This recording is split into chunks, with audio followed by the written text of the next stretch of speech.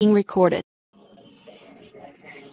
What's up, everybody? It's Kaylee, also known as TooCold Cut. Today, I am going to be doing a creative cut. A couple things I want to let everybody know first.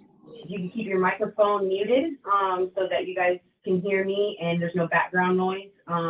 If you have any questions, I don't mind you unmuting and asking a question. I want it to be interactive, so if you have a question right then, go ahead and ask me.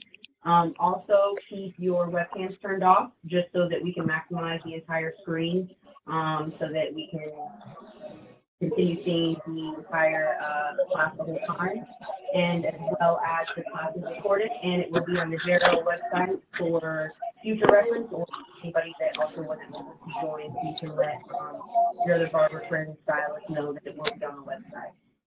So basically what I'm going to do today is the super textured mullet. Now the mullet I have set up on her, I have a little bit further back, just to give her more of a fade. She prefers more of a fade on the side, but it is, nice and long right by her ears. Same in the back.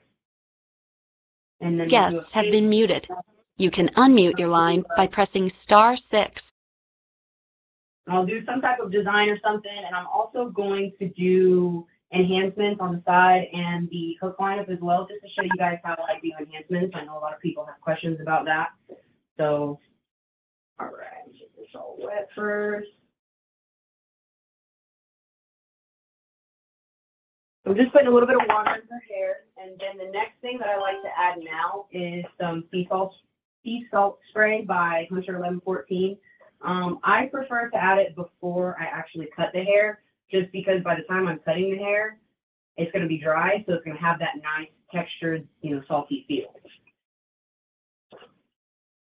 Put it all over.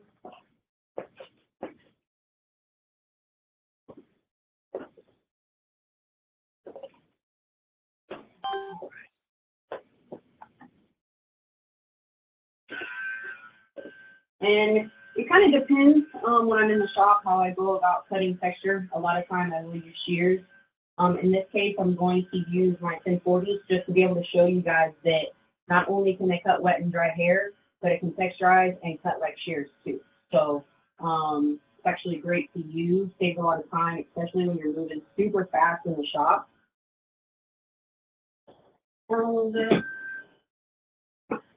So basically what I like to do is I like to completely comb out where her cowlicks are. So it's kind of hard to tell, but she's got two cowlicks right here.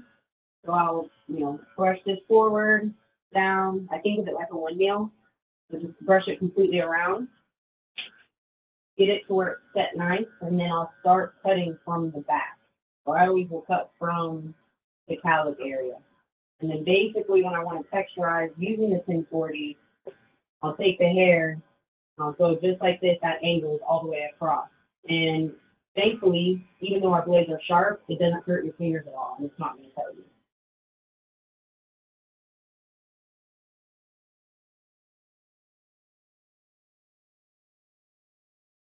And all around. When I get to the sides of the head, I like to keep combing everything forward, pick it up, hold it at an angle, and I go down with it. So this is my shortest point, and this is my tallest point.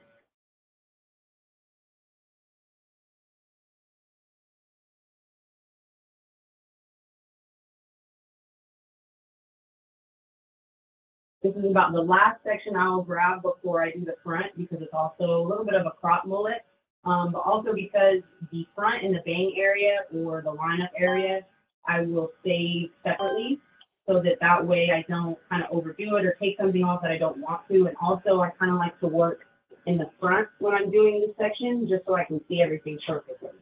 So again, I'm going to grab this piece here, go down at an angle.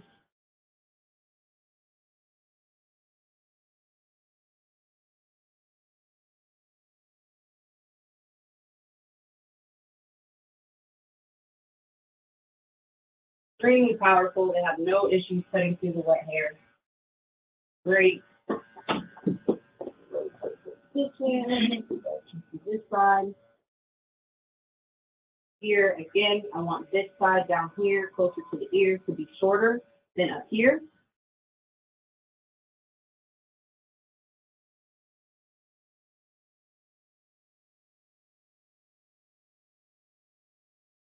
Continuing to brush everything forward.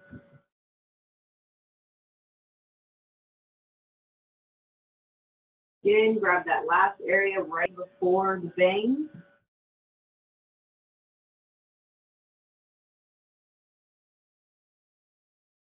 Just like that, I have the top nice and texturized. Go this way, put your on this one.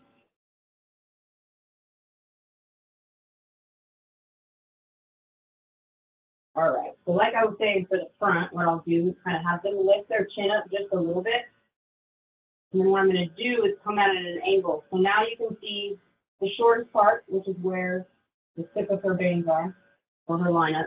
And you see the very furthest in, where it's about the same length as the front. And then in the middle, you can kind of see it. There you go. There's some hair right here sticking up. That's the hair I want to get rid of. And you go all the way across the front hairline. And if you notice, you're not really cutting anything in the very front. You're just cutting this part that meets the front hairline in the middle of the head right here. You're cutting that hair to make sure that it's blended.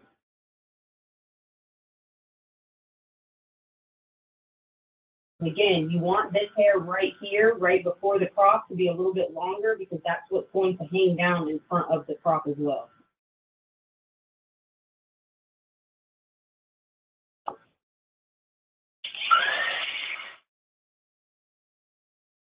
I'm not going to act like I've been known about this. Get it at the Home Depot load, the fellow blow thing, don't know. It's here, I'm using it, it works. All right. I'm going to turn this on. I'm just going to kind of double check everything. I like to double check from the front rather than the back so I get a different point of view so I can make sure. And typically it always helps. And I'll just kind of go through and I'll brush the hair back and just make sure everything is lining up how I want to.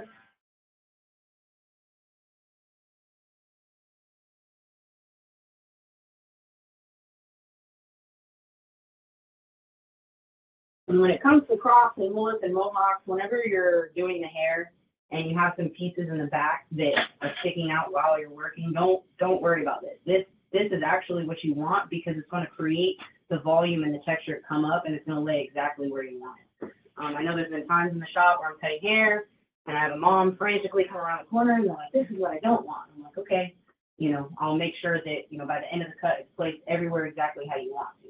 So with that being said, this one. Okay, so now how I transition from the top of the head to the cowlick area to the back. What I'm going to do is start right in the cowlick area. And with mullet, this is going to be your shortest part.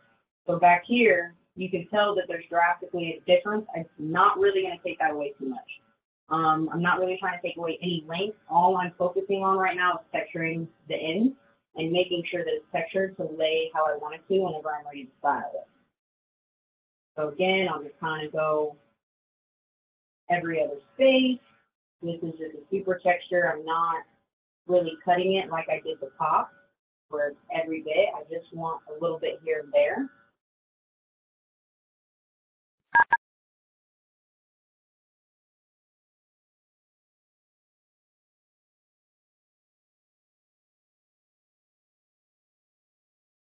And then I also want to show you just a little peek of how I would kind of texturize with shears and thinning shears, just because I know a lot of you on here may be stylists as well. So just some techniques that I use.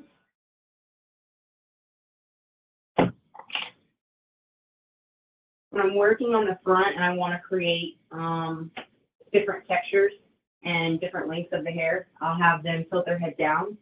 I'll comb, make sure the hair is completely wet. I'll comb this completely down. And then what I do is start from the cowlick area. I'll take my shears and I do what's considered slicing. So I start from one side and I go at a diagonal angle. So I'm going to kind of position her right here. I'm going to start from this corner and I'm going to end at this corner. And then basically you just slide. So you're not even moving the shears at all. Your shears are sharp enough, they should be able to slide right through without pulling. And then brush forward. And then I'll do the same thing with the other side.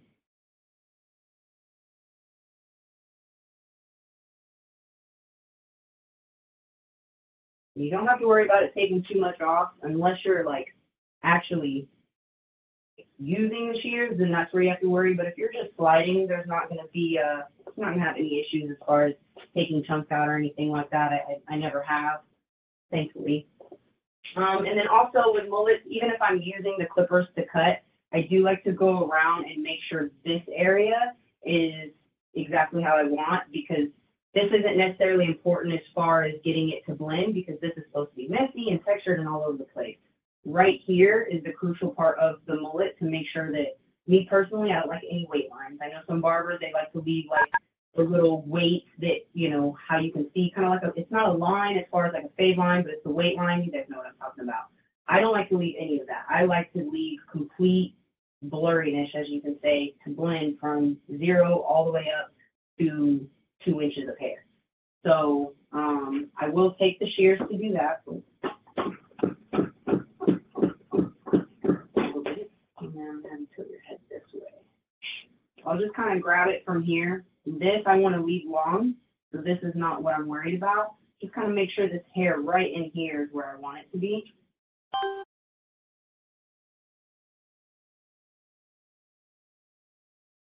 Which I cut her hair about 2 weeks ago, so it's already pretty blended well. I won't have to work too hard on it versus a client that's, you know, been about 3 weeks to a month out. Again, with this side, so I really don't want to worry about this long hair right here. I want to keep this. It's from here up, then I want to make sure it's blended. So grab this hair. Out.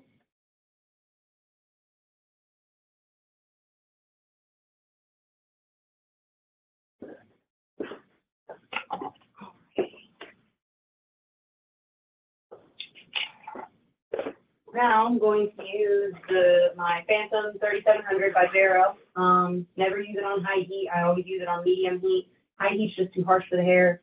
I feel like it dries it too fast as well. So medium heat, and I usually, when it comes to texturized cuts, I don't use any roll brushes. I always kind of use my fingers to place the hair where I want and go back and forth. So I'm just going to dry this up a little bit before we go ahead and do the fade.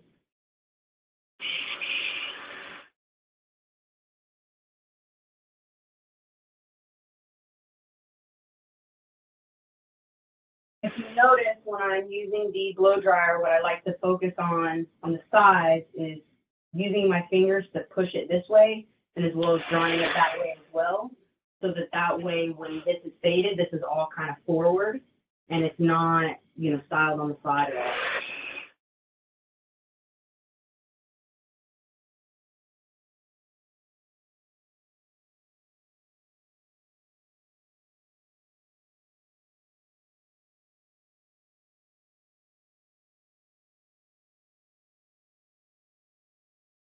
Now with the cowlick area, sometimes people have issues kind of blow drying it how you want to. With her, being that she has 2 cowlicks, it's a little bit different. But typically, what I like to do, if they have 1 cowlick, I'll stick my finger right in the center, blow dry right over my finger, and it blow dries the hair exactly where you want it to. Seeing how she has 2 cowlicks, guess I'll be using 2 fingers.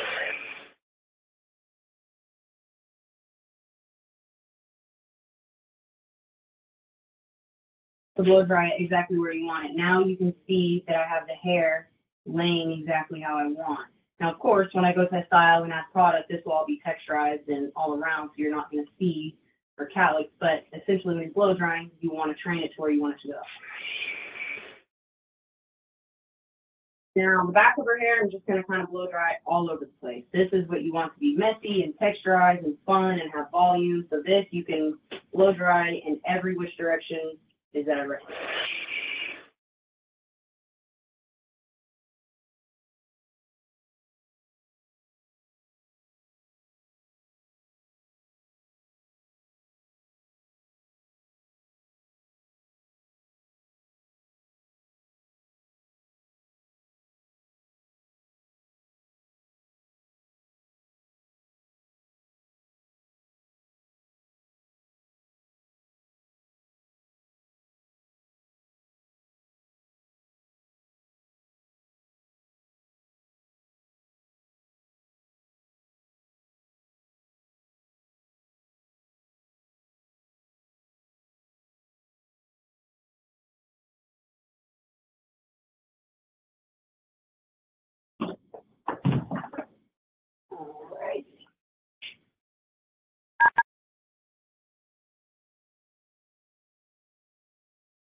All right, so now the next area that I will start on with mullets is always the back.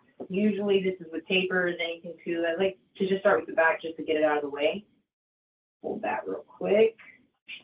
Brush everything down that I want brushed down. And of course, I'm using my lovely 2020 trimmers. Absolutely love these.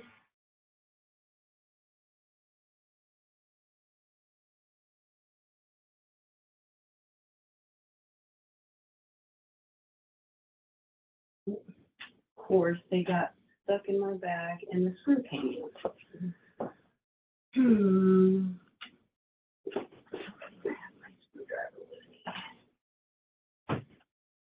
Give me 1 second. Give me 1 second, guys. I need to grab a screwdriver real quick.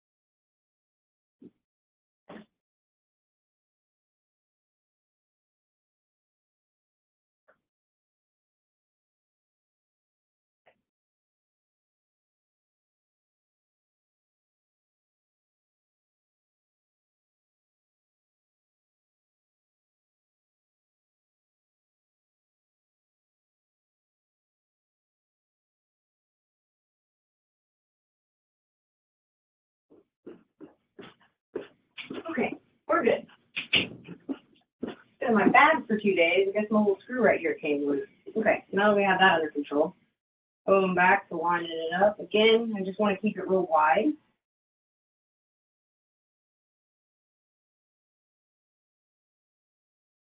Inside, pick it up. I'm going to keep it rounded. See that?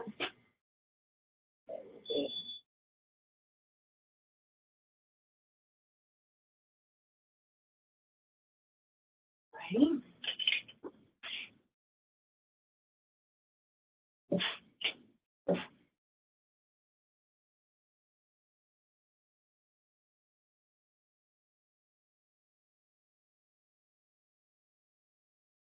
Right.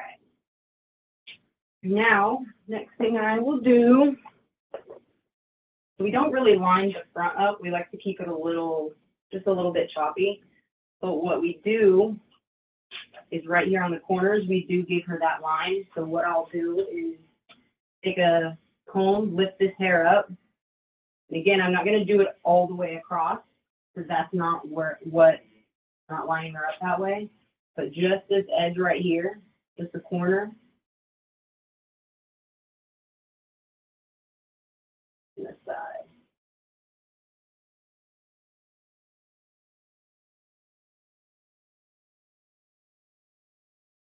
And I'll do the hook. I always like to start from the bottom of my hook.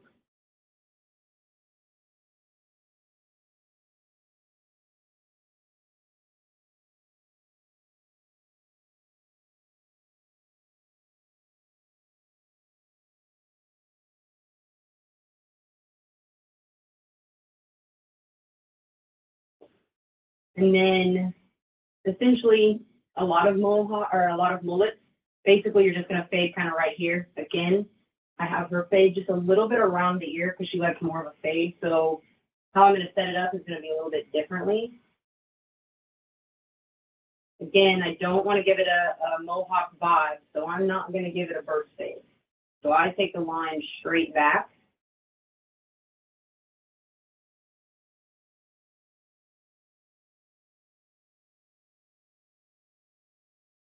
just like that. So it kind of gives you a square look right there. That's okay. I can fade this right here pretty quickly, so you won't need to go into the sides right here.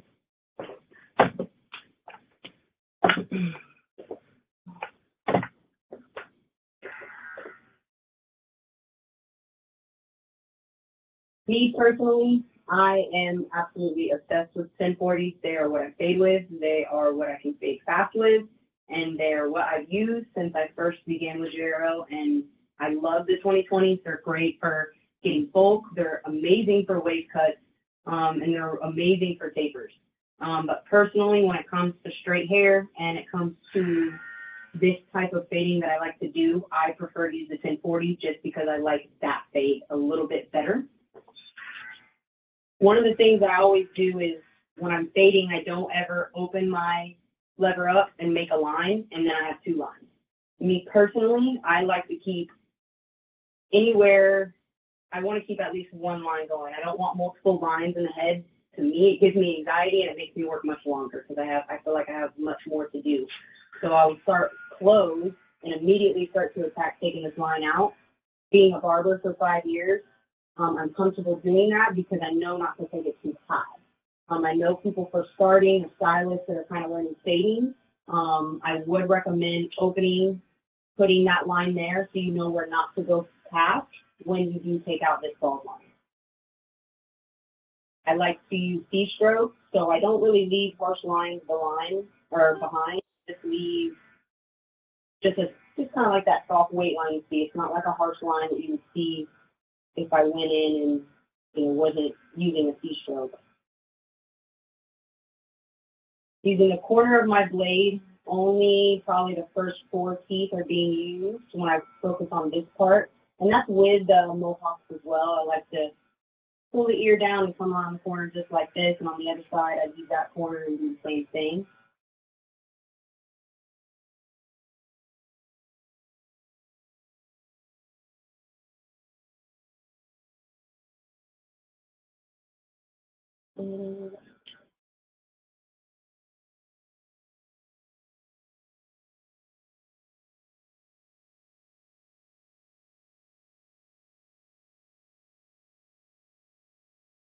And then in doing so, when I start close, after I get that immediate bald line out, I go back and forth between opening and closing.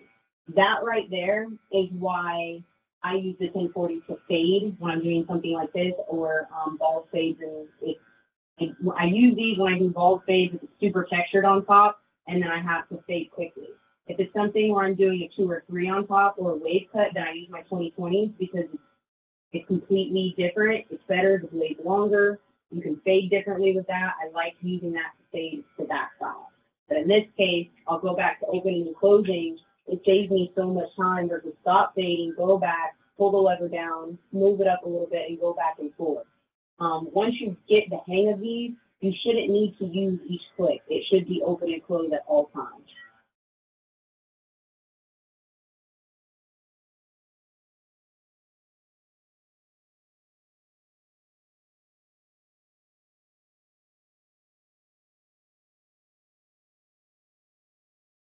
Next guard I'm going to, well, first guard I'm going to use is going to the half. I personally like these guards the most. I like to put on the sides. Unfortunately, you go through them, you do, you're a barber, you're moving fast, constantly take them on and off. They do wear after 6+ months of daily use. But honestly, the guards are $15 for the full set. I have no issues. $30 a year for some guards is perfect. Also, I have a lot of DMs all the time if they can buy just the half guard, just the 1 or the 1.5. Yes, you can. You can go on JRL's website and you can buy just one of these. So you don't have to buy the whole set. Again, put the guard on and go ahead and close it. And with these guards, I always hold them from the back, just because the more you use them, they may get loose. My secret is just hold the back and you have no issue.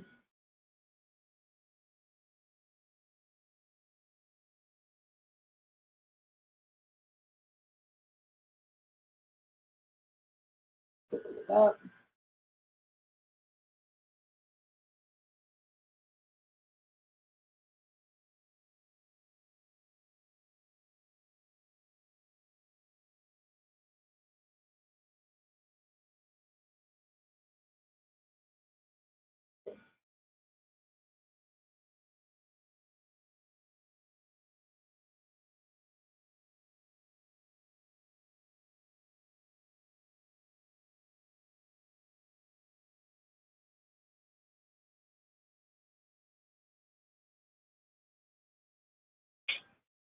Go back to no guard. Go ahead and come through here and clean up any spots that I may see before moving on to the one guard.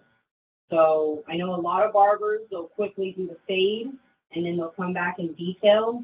I like to detail as I go up. I don't know if it's the perfectionist in me. I don't know if it's the anxiety, not wanting to leave something that's not perfect behind or something that I like behind. So I will detail as I go through the entire cut versus wait till the very end. Again, she's a barber, so she knows tilt head this way, tilt head that way. I've noticed lately a lot of clients have stiff heads, not going to let you move, and they don't understand the tilt. Don't be afraid. Tell your client, hey, I need you to tilt your head to a little bit to the right, a little bit to the left. I feel like that is highly important when it comes to fading. When their head is straight on, you're looking at it at an angle down. See the difference in height, even if I were to hike her up all the way, it would be the same thing. So hike her up more, but I recommend tilting the head to the side so you can see it at a proper angle.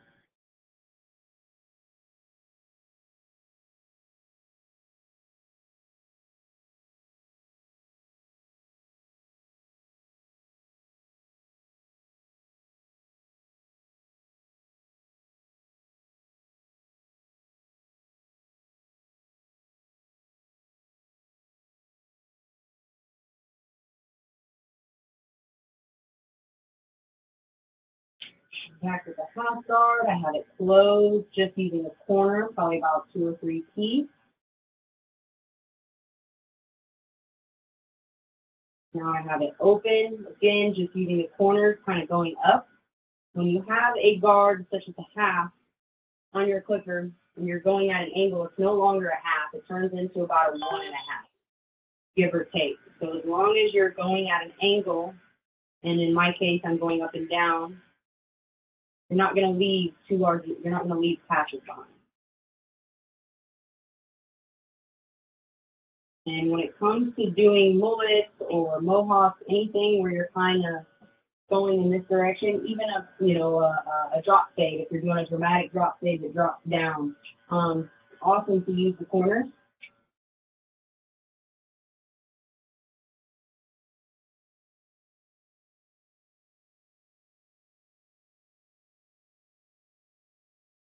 Again, for anybody that's new, that's joined, I don't mind at all if you guys ask questions during the class. You guys can unmute yourself, ask yourself a question, and then go back to it. If you guys want to wait completely to the end, I have no issues with that either. Just be sure to keep your webcam off just so that we can maximize the screen for everybody.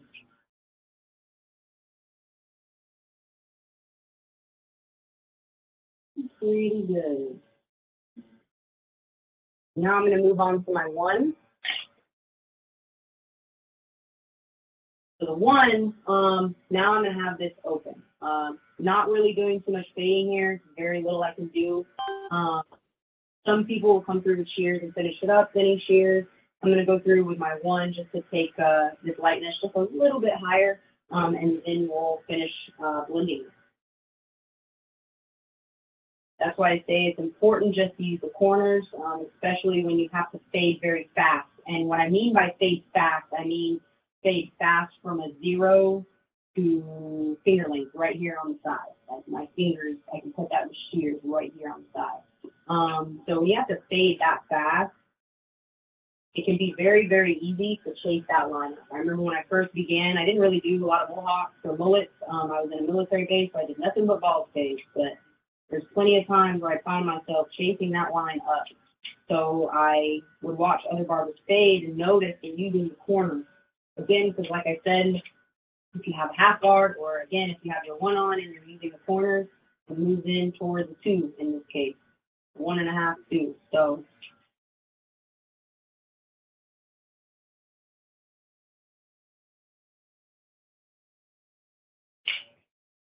for my 1.5, again, I have this open, not really focused right here, more so right in this area that I want to take the 1.5. You notice how the blend's a little bit wider here, and the blend's very fast here. I do want to keep this here. I want to keep that contrast, and I want to keep this contrast. But again, I don't like leaving any type of weight lines or anything like that behind. I'm going to go through to clean this up.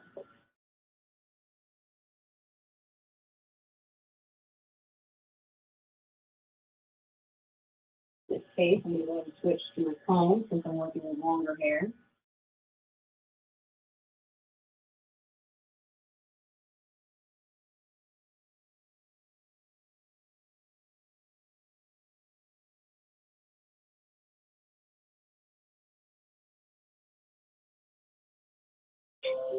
The next thing that I'll do,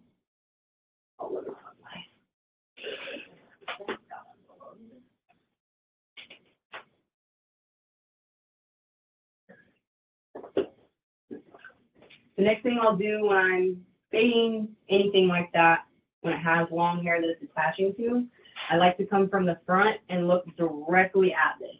When you look directly at a fade from the front, you're going to see any imperfections, you're going to see hair sticking out, you're going to see stuff that you know that you don't want there. I'm going to brush the hair where I want it. And I know it's going to be hard to tell in camera, but when I'm looking at it, all of this looks perfectly blended right here in the front towards the temple area. The part that you can see sticking out just a little is this hair right here that's attached to the callus. So in this case, what I'll do, close my guard, or close my clippers. I'll clipper over comb this right here. Now in this case, I do like to use this comb to clipper over comb if I'm going to do it with something, that I'm fading quickly right here. I don't want to use the large flat tooth comb just because I can't see what I'm doing then. So again, I don't want to take any of this long hair right here, just these little short hairs right here to blend.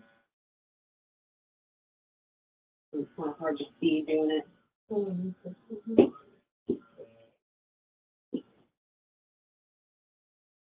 Yeah, that's a little bit better.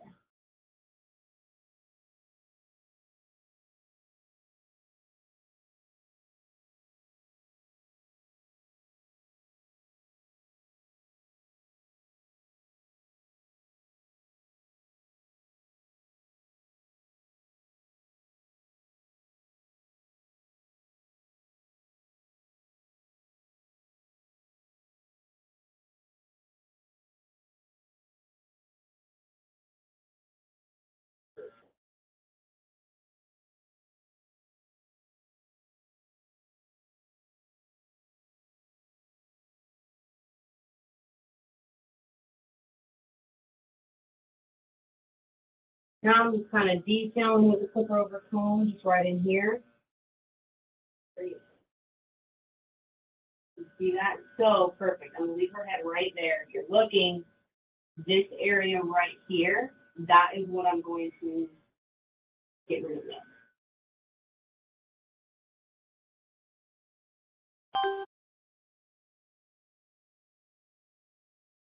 Right now, all I'm focusing on is this long hair blending into that problem area. Then I'm going to take my guard to get rid of the problem.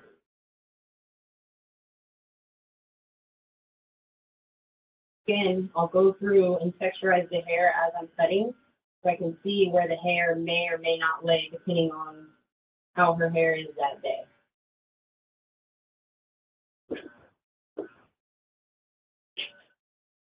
Now I'm going to take my two.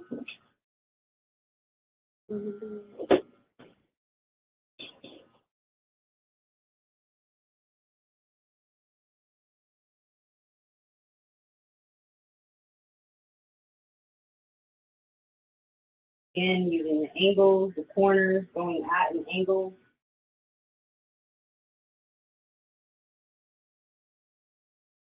Perfect. Three.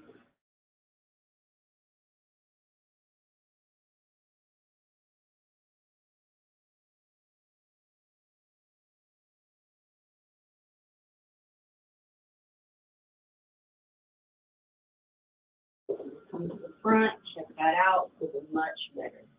Much more blended.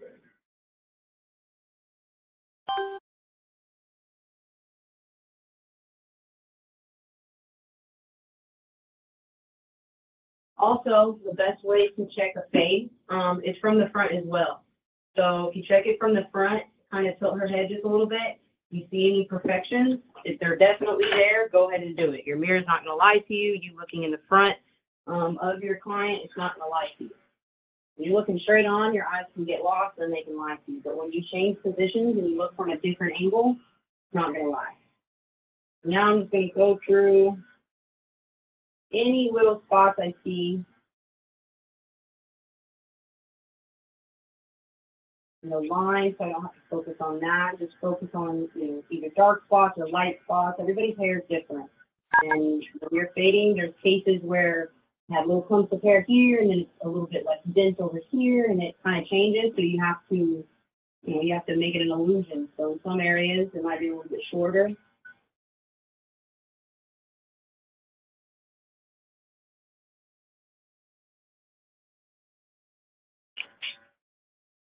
I'm a half guard, and close it. Again.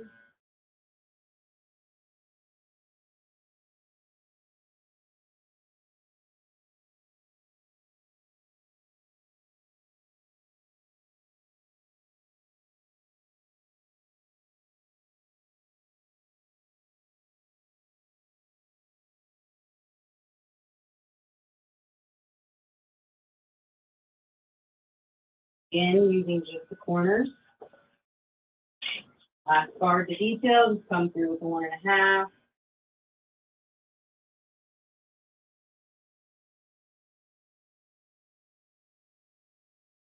Perfect.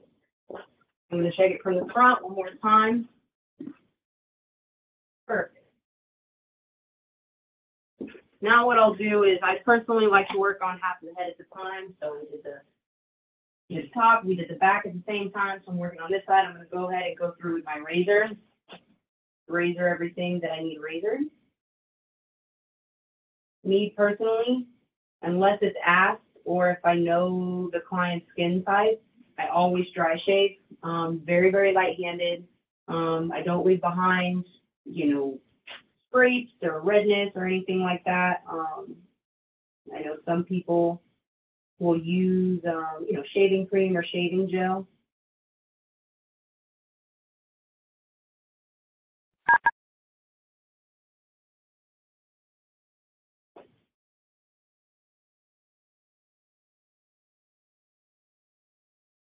Mm-hmm.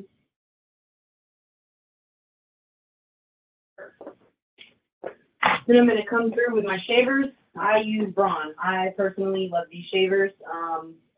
I have clients that I can use these shavers on and it will not bump them up. And every other shaver that, usually the box shavers you use, all those shavers they've used that bump them up. So I like the way this treats the skin better. It feels like it's a lot nicer on the skin, a lot smoother on the skin. My clients personally like this as well. So, yeah, and it's great when you get the Series 5 or Series 6, you do have the charging station with them.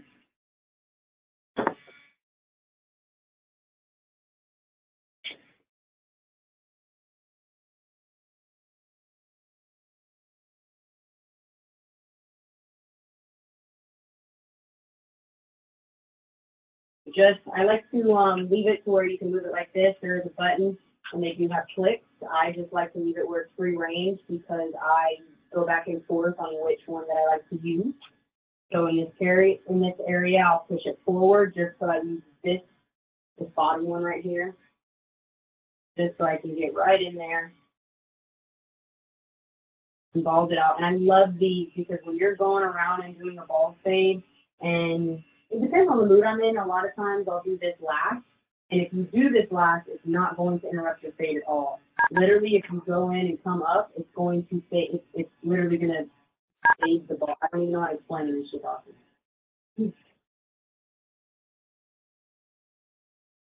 These ones on Amazon, I believe, are $200 or $250.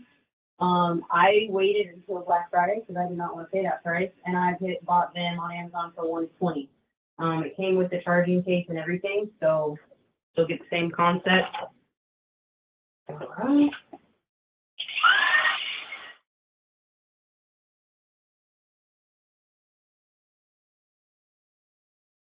Oh, not in here.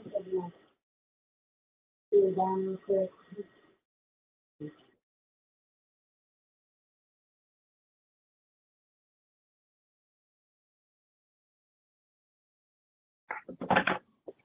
All right, so I'm going to kind of bring the laptop over a little bit just so you guys can see everything closer. So again, kind of hold it with this. You want to leave all this nice and long. So if you notice right here next to this fade, this is all long hair. You're not leaving a line behind, which is great. All this nice and textured. If you notice here, put your hair right here. You see those spots right here, the light spots? So that's just going to be the way her hair grows. I've cut her hair for a while now, and when you turn it in the mirror, they can fool you. But you notice how I just moved those light spots around? It's just her hair. Perfect. All right, go ahead and set it back down. Perfect. Now let's focus on the other side.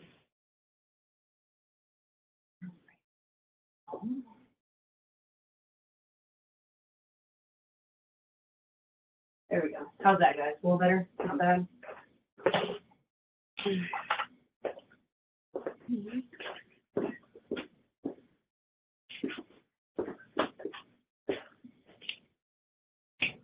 All righty. Other side. And brush forward right here. Down again. Again, keeping all this long hair. Kind of push it back out of my way just so I can kind of see everything that I'm working on. My lovely 2020. So I'm going to start with her lineup right here on the side, just because I do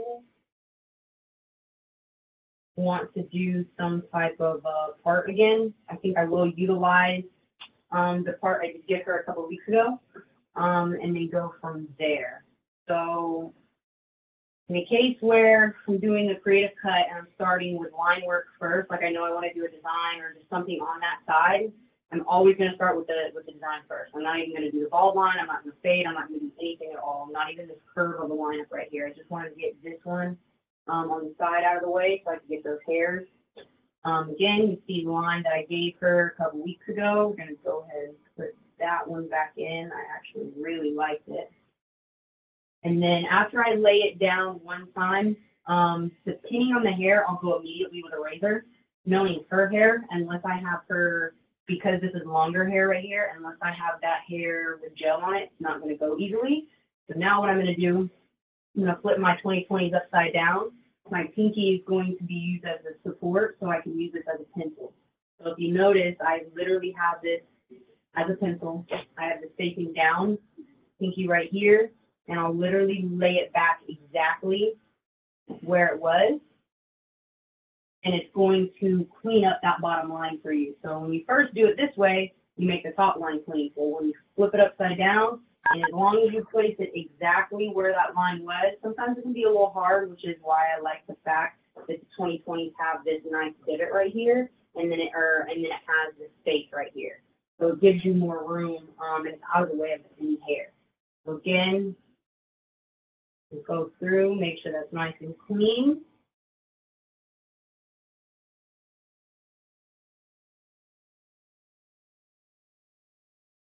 And then the next one I want to do is a parallel one.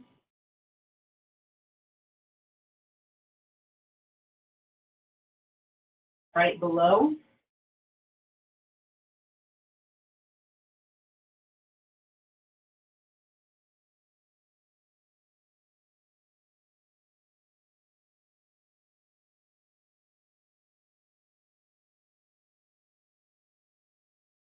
I'm going to do the curved line right here, just in between the two lines.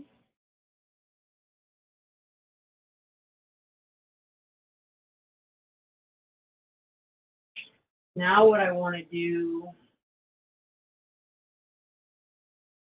so a couple ideas flowing through my head where I could put a bald spot here and fade out. So it's kind of like a little burst in here. What I kind of want to do is make a line here, make this a bald area, fade this way, and fade that way. So that's what I'm going to do. I don't know what I feel like.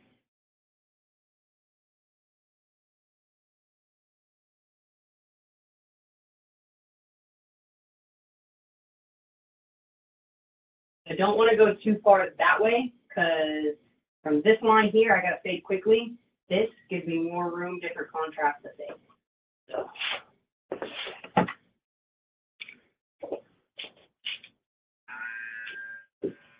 In this case, I'm going to fade with my corners. I'm going to fade going up. Doesn't have to be perfect. This area right here, you're fading this way, you have all this to fade, all this room, only to a one. So have fun with it. Anytime you do anything out of the ordinary, even if it looks terrible at first, I promise you, keep working on it. Keep going with your ideas, and in the end, it's going to work out. Anytime I started to do a design that I didn't like, I'd add something else, loved it. So sometimes when you're freestyling, I know there's a lot of us out there that freestyle often, and we kind of get a writer's block. It happens. Kind of get in a slump, may not know what to do. I love to look at other Barber pages for inspiration. Anytime I see something crazy or different, I'll save it. I can go back later and find essentially the client does not care. So if you're noticing, I was freaking off in one video. Fade is a little bit further this way. Now what I'm going to do is I have open, and I have to fade fast, and because it's not a hard bald line, you don't have to start closed right there.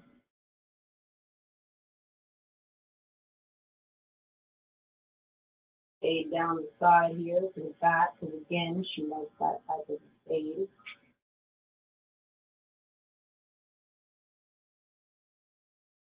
Grab my half guard, I'm going to go close, and I'm going to start with this fade.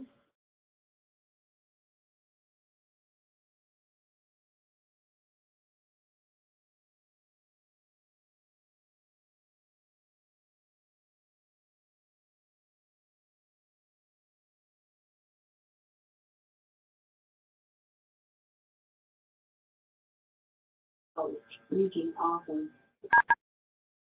And kind of turn her back this way now, push it over, kind of close it. Got these little hairs right here.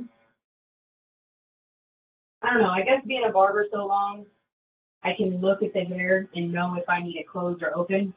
So, like I said in the very beginning, when I did this line right here, I started open because it wasn't a harsh bald line that I had to close and take out, right? So because I started open, that leaves me, or excuse me, that left me hair right here that I knew that I needed to have the half closed. Now I have it open.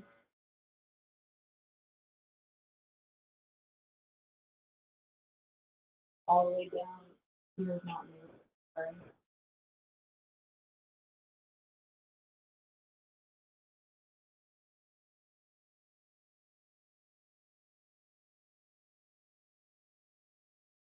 Again, just using the right side of the blade, probably about 4 teeth, between 2 and 4 at all times. I'm going to take the guard off, just because, I don't know if you can see on camera, I like this. Right here where my pinky's at, I want it from there down. There's a little bit of hair right here connecting from this line that I put at the bottom and this, so I'm just going to go ahead and close it. Get rid of that. I want there to be a complete bald separation between the fade I have here and the fade I have here. So it's also going to be kind of similar to like an upside down burst fade as well. I guess now that I'm looking at it, that's kind of what it resembles to me from my angle. Those fades are actually so fun to do. So an upside down burst fade in a competition, it was honestly, in place, that was honestly my favorite, I think one of my favorite designs I've ever done.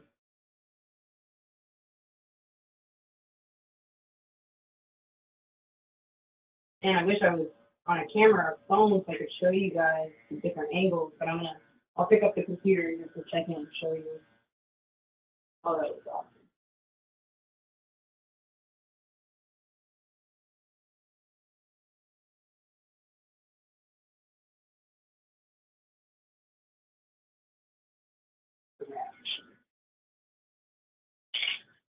And grab my one and have this open. I'm going to go through and clear this hair up. Anything in here that's left, if you want it to be between a 1 and a 1 open.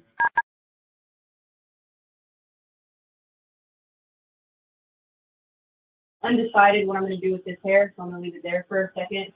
I'm going to go and I'm going to go ahead and finish focusing on the fade right here. Just don't want it to look like this is a line. I want to make sure that it's nice and faded. Blended, I should say, since it's longer hair.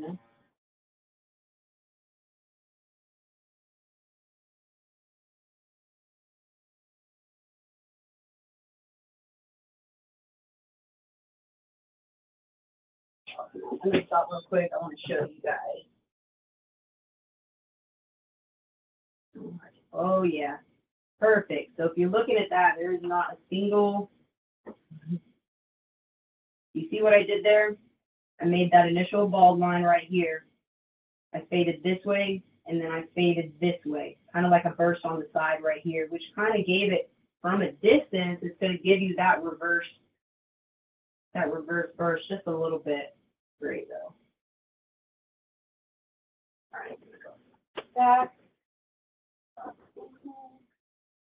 I got the halo right here, so it's a little bit of a glare on my end, but I think it looks good with you guys.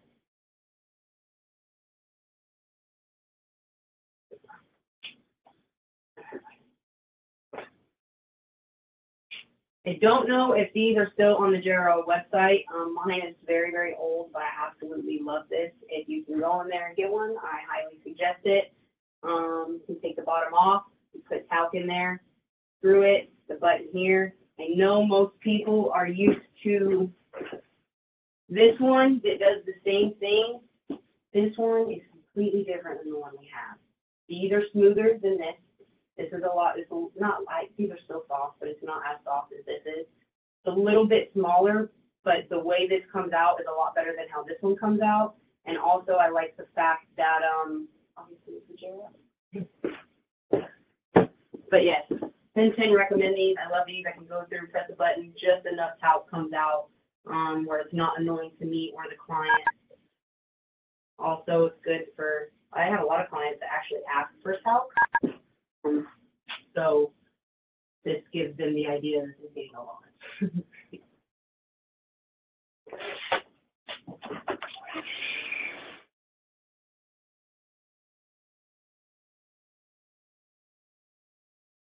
Pretty feeling it. Alrighty, I'm gonna go ahead and razor this right here.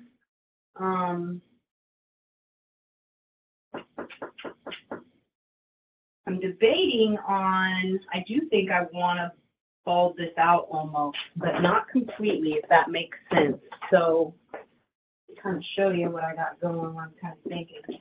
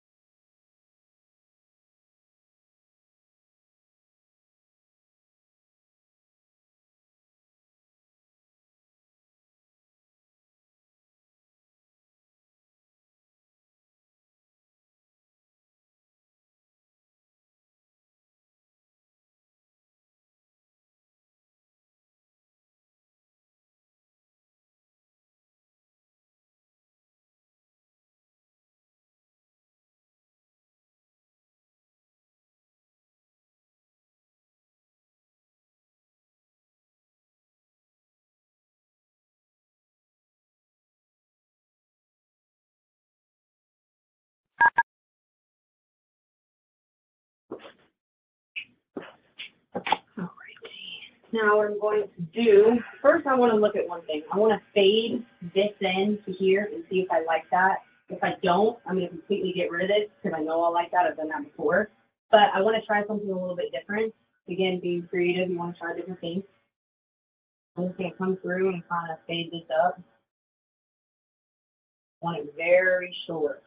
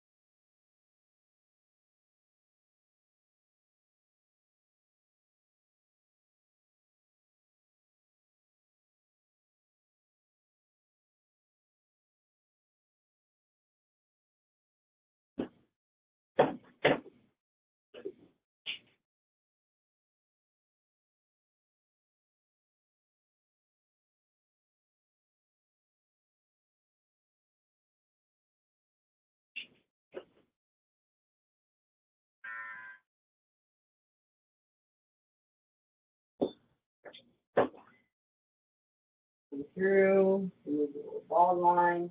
I personally kind of like it.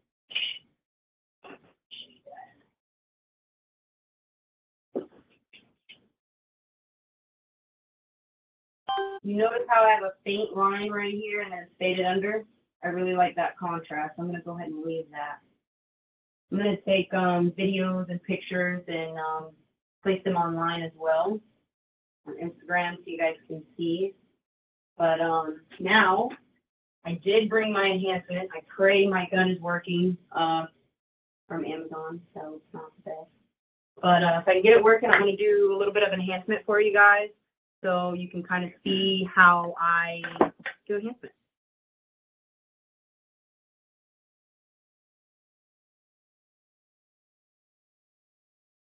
Now with the guns, I personally like to pour a little bit of alcohol in first, turn them on, make sure they're working.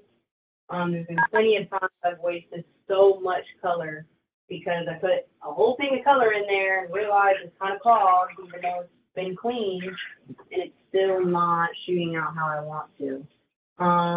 So with these, I constantly am pulling the needle in and out, just making sure that its airflow is like this. You can notice how it's kind of pushing out. That's what I don't want. So what I'll do is put my finger here and allow it to kind of clog up so it pushes anything that may be out of the top. And then you don't really have that issue. So I have a much better airflow. Not the best, but we'll see how it starts working today. Everything out of it. Did not bring a towel, did I? No, an extra.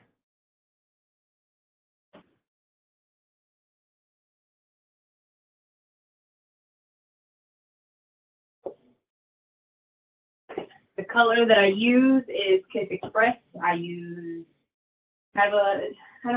guys have tattoos, and you see tattoo bottles. This is literally a tattoo bottle that we had ordered into the shop to make the pre-made bottles. Basically what I'll do is I'll put probably about a third of the way all black Kiss, and then I'll add just a little bit of the darkest, warmest brown, or whatever it says on there, the darkest brown anyway. Just so it's not a Sharpie black, it has a little bit of a natural color to it. And then basically it's like a 1.5 ratio to a 1. So the color is at a 1, the alcohol is a little bit, it's not necessarily double the amount, but it's just right below that.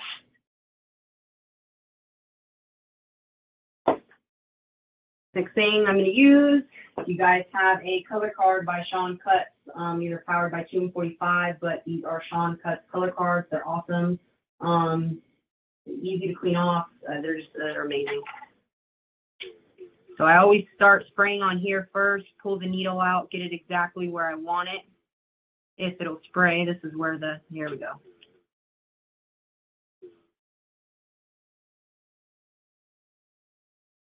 All right, so I got that. I'm gonna wipe this down just so it doesn't drip on my clients, my model, I should say.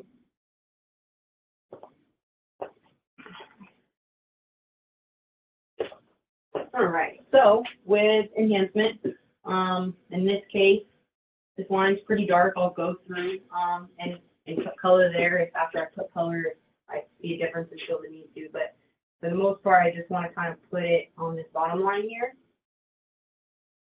Now, what I've noticed is when these do mess up and stay, it's kind of not spraying smoothly. You see a couple dots on the client's head. Okay, just hurry up. Color it all in where you need to. Come through with a soft brush and brush that color down, and it honestly lays perfectly. So as long as it's not a giant splatter, like that one just kind of did, but it's not giant, so it'll be okay. Like I said, I'm just going to come down and brush this in. If you notice, I have my compressor blowing softly, even though it's not a perfect flow. Like I said, they're not great from Amazon, kind of hit and miss. It does lay perfectly, and I don't want it too dark. That is my thing with enhancements and how I can keep things looking naturally. And I have a lot of clients who used to never do enhancement. They had it done. They said it was too dark. They didn't like it. And now they're perfectly fine with me doing it because I don't do it dark. It's highly important that if you feel like you can never do enhancement because your clients are always saying no, chances are it's because they've seen it and it's looked like Sharpie, or they've been on Facebook or Instagram and they see the same things that we see of, you know, cuts that are just overly colored, overly enhanced, and they can tell there's a difference. They can tell that's not normal, so they don't like that. But if you give them enhancements and you show them what it can do, and then you tell them, look, this is hair color. Don't go home and wash your hair.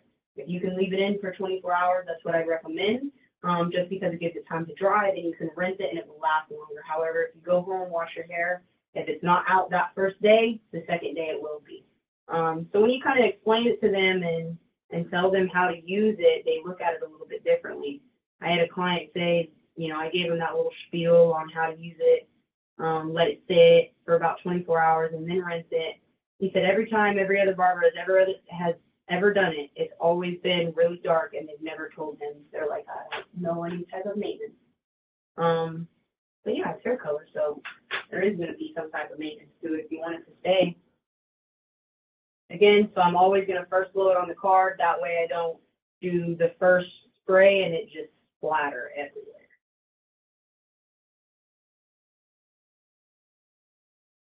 And because I'll spray on the card first, it allows the overspray to spray exactly how I want. I don't want it too dark.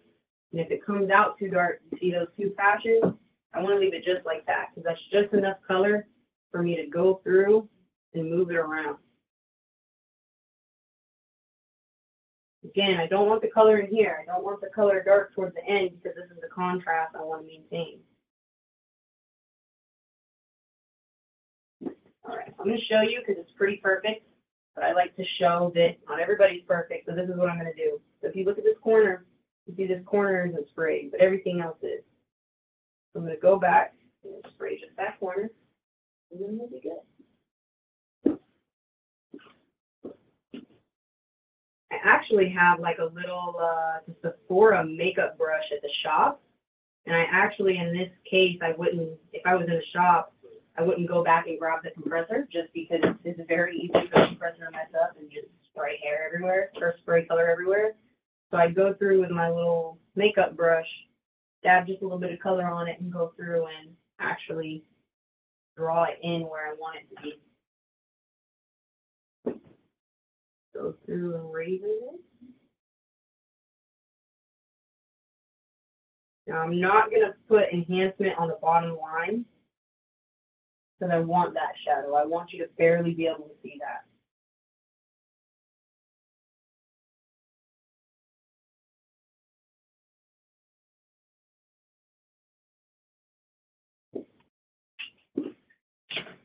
So let's fix that corner.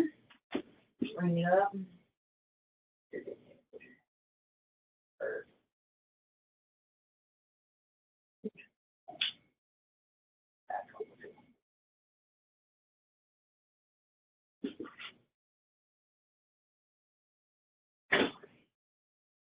Here. All right, now I'm just going to kind of go through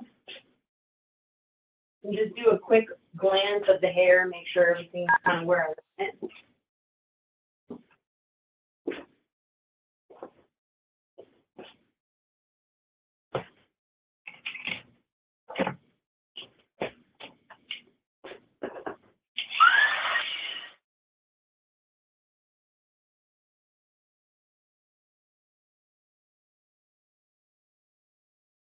At the shop, I will use the air compressor to blow enhancements just because it helps it dry.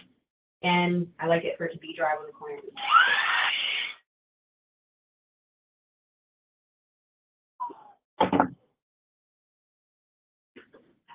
Now, I'm just going to make sure that her bangs are pretty perfect.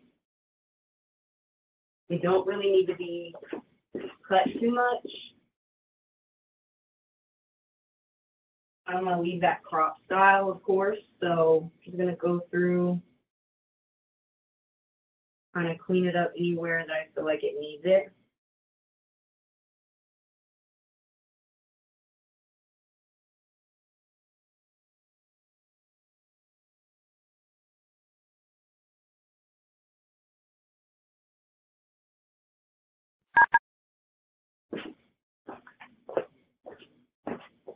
Does anybody have any questions? Nobody's asked anything. Hopefully I'm answering all of them as I go, or any of them that pop in your head. But again, if you guys have questions, don't be afraid to ask. I can hear you as long as you unmute your mic.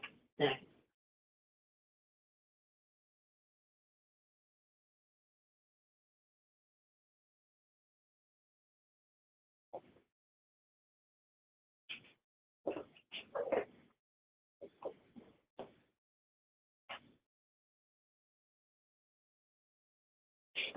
All right, now the last thing I have to do is style. So in this case, I have the texture there, I have the volume there, and just kind of want to place it all over. I'm going to use the whipped mousse. It is a little, has that wet feeling, but I'm not going to use a lot in certain areas.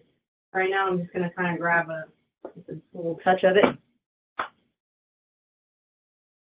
And all around, so it's not wet, it's more sticky. I'm going to grab the hair so I can really trace the product in.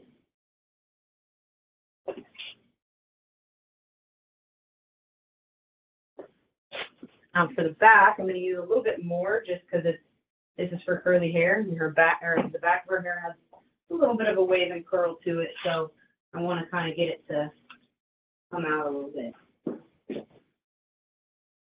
This is where you kind of want to, this is where you want the mess and the fun to be. This is why I didn't take too much length off. I just focused on texturing some areas. I didn't even texture all of it because I want to leave some of the long hairs where they should be.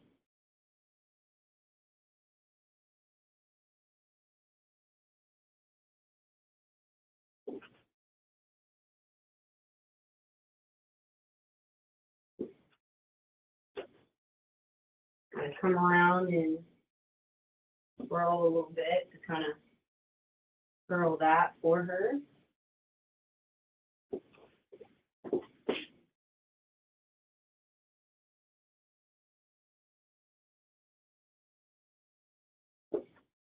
That just looks awesome. Great.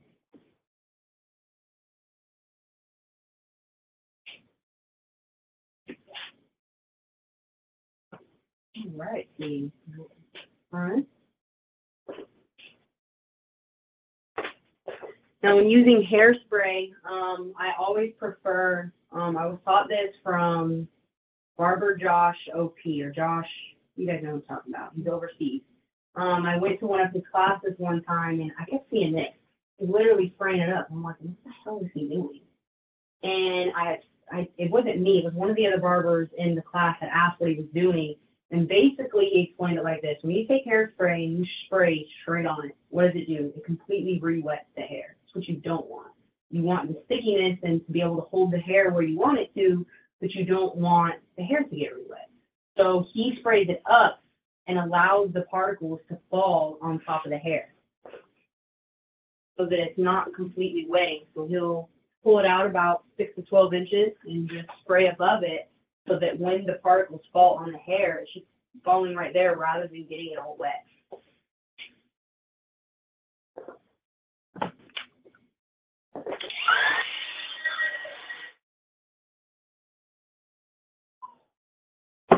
Small room, so that was strong. And one of the last things I'm going to do is grab my Whiskey Water by 1114. Absolutely love the smell.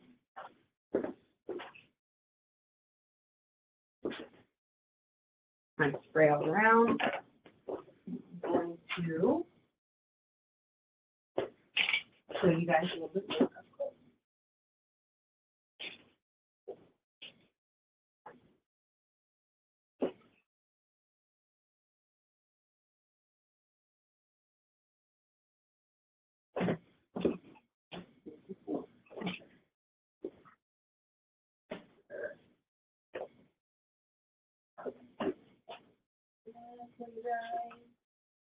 See the nice shape that it has.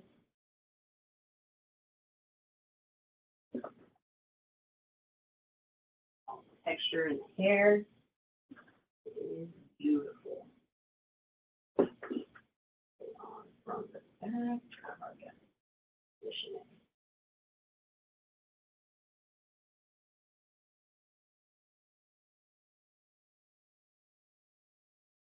Awesome. And that is my creative cuts class. I appreciate everybody who has tuned in. Again, if you guys have any questions, you're more than welcome to speak out now.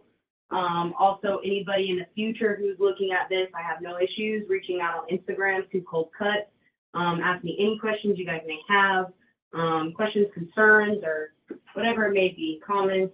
I don't mind that at all. I can reach out to you guys, let you know. But yeah, I appreciate you guys very much for tuning on, and hopefully we'll be back soon.